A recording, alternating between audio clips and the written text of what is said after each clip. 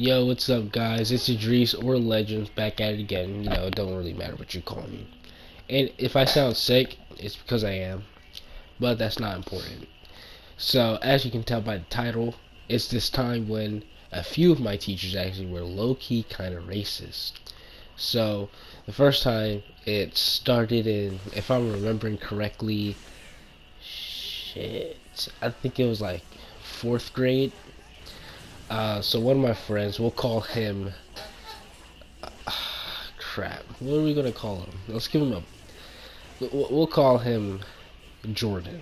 So Jordan, he was talking. He was talking to a friend of his, and he was being a little loud. And Jordan, he was just that type of guy. Like, and it wasn't annoying. It wasn't a bad thing. He was actually a very fun-loving guy, and everybody liked him. And he was my friend too, not my closest, but me and him still talked very frequently.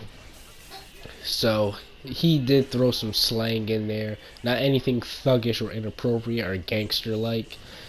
Pretty much slang anybody would use, like literally anybody could use, and you're probably familiar with it too. But this teacher said, "Jordan, you don't say that. You're not in the ghetto." And pretty much everybody in the class looked at this teacher in a certain way. You'd probably look at it too, like what in the actual hell, what is that supposed to mean? What do you mean we're not in the ghetto? Anybody uses that. And he says, what do you mean by that? He says, you know what I mean, that's the only place I'll hear that type of language. And then I step in and say, that's kind of disrespectful. Like, the ghetto has nothing to do with the way he talks, that's just how he talks. And it's not inappropriate either. It's basically using contractions. So the teacher says, no, it's not, and you need to mind your business. And that is, she's not wrong. I could have minded my business. I could have kept out of it. But then again, that's still my friend, so I don't care if it's my business or not. Then this other time in the fifth grade, or actually no, I'm so sorry, but I'm getting things mixed up. So this one time in the third grade, the dean of the school. In fact, I had gone to a Catholic school back in Philly. It was a lot of them, but I'm not going to give you guys the name. Yeah. So anyway, this was so at that school there was this summer session type thing. You could call it summer school, but we did pretty much like a minimal amount of work. Like, it was just something to keep us, what's the word? It was just something to keep us entertained. Like, they give us like little fun packets until they were able to figure out what we were going to do for the day. And normally that was just going to the public pool, but like we had it for personal reasons, because like the owner actually knew what we did during the summer. But this time, like most of this, like every other week during the summer, we would have field trips. And this one time I was on the field trip and I had my hat on. I decided to put my hat, like, turn it around on the back of me. And the dean of the school had said, Idris, you're not supposed to wear your hat that way. That's what thugs do. And I'm like, what do you mean? I always wear my hat this way. I see it, like, why, like, what do you get out of this? I never understood something like this. Like, oh, Idris, that's what thugs do. No, it's not. It's wearing a hat backwards. What does that have to do with anything thuggish? So anyway, I said okay, and I put the hat back in front of me. And then this one time I was falling asleep on the bus, and my hat can't, like, when you fall asleep on the bus, you lay your head on the window kind of like vibrates a little bit. So like my hat was doing that, so I decided to tilt it to the side, just so I'm comfortable, because I want to keep my hat on while I'm laying on the window. So like my actual head and skull isn't vibrating on the window. It's just my hat cushioning it basically. But anyway, I'm getting off topic.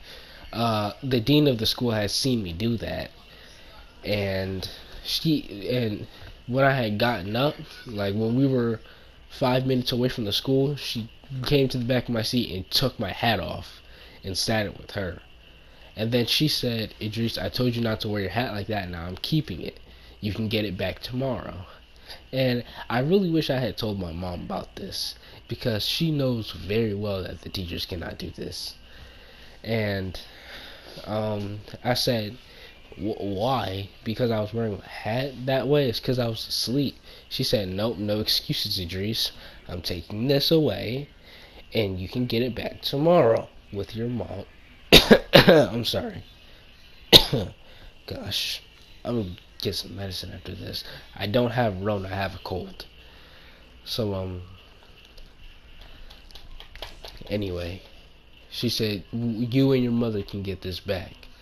And this is not the first time she had just taken my hat off my head. This is not the first time she's done this. She's done this plenty of times. But after she had taken my hat off and went back to her seat, I was just sitting there like, what the hell just happened? All I did was just go to sleep with my hat on. So I went to her. So after we had gotten back into the school, I went down to her office and asked for my hat back. She said, no, you'll get it back at the end of the day. I said, no, my mom will not be happy about this. Just give me my hat back. That's exactly how I said it.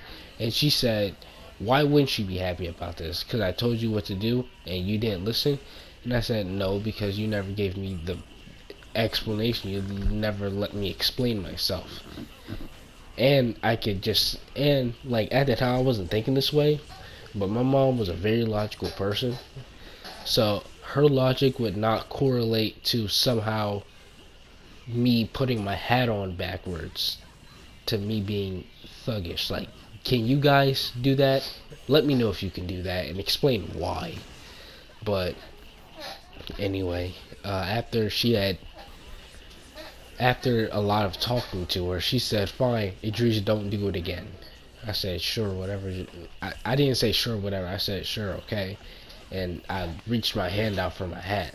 And she said, here, I'm not going to give you a warning. And then I had gone back to my, we were in the cafeteria, so I had gone back to the lunch table. And my I said I was in 3rd grade. So, like, my 3rd grade teacher at the time said, Idris, I'm disappointed, you should have been listening. And that made me kind of sad, because she was and still is pretty much my favorite teacher. But I gave her more context, and she, I guess she was just embarrassed, because she never said anything else. She never really said anything else. But, now that story is over, let me tell you about another time that a teacher was racist. Or, like, low-key racist, just, like, it's like in between the lines kind of racist. So, frick.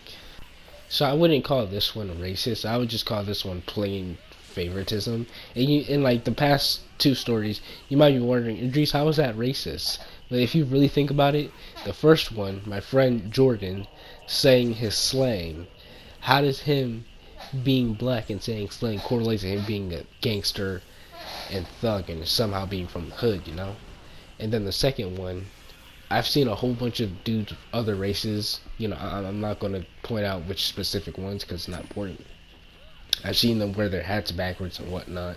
But when I do it, it somehow correlates to me being a thug, But that's not important. So this one is just plain favoritism, no racism. I shouldn't have said that. So this girl in my class was the class pet.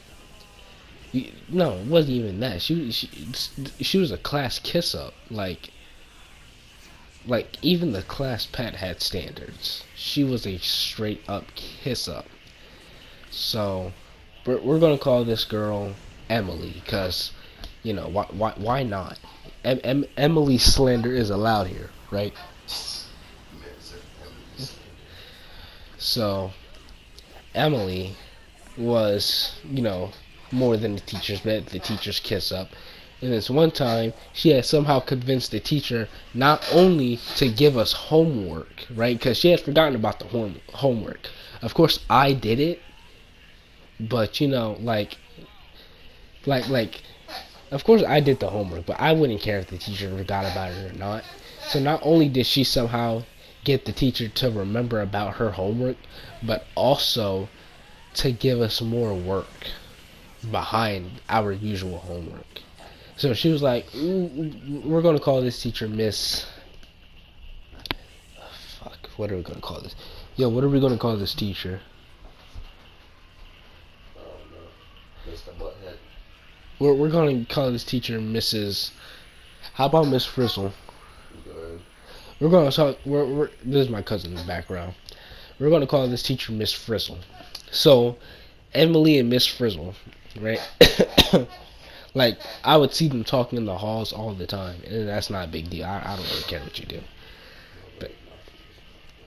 But anyway, it's like, Emily said, hey, Miss Frizzle, so like, I know we have a whole lot of homework, but why don't we get more of this work so we get less work tomorrow, right? And listen, at the time, the school, they gave us truckloads of homework, bro. Like, even with my mom's help, I would not get done with that work until 11 or 12, 11 or 12 o'clock. And at the time, my bedtime was 10:30. So, it took me quite a lot to get the work done. And now I have to do more. Yo, I'm surprised I don't have scoliosis from carrying that heavy book bag. In fact, one of the times, my book bag actually broke and I had to carry all those books in my hand. And I used to take the bus with my cousin, so it was not a lot of fun. So this is where the favoritism part comes in.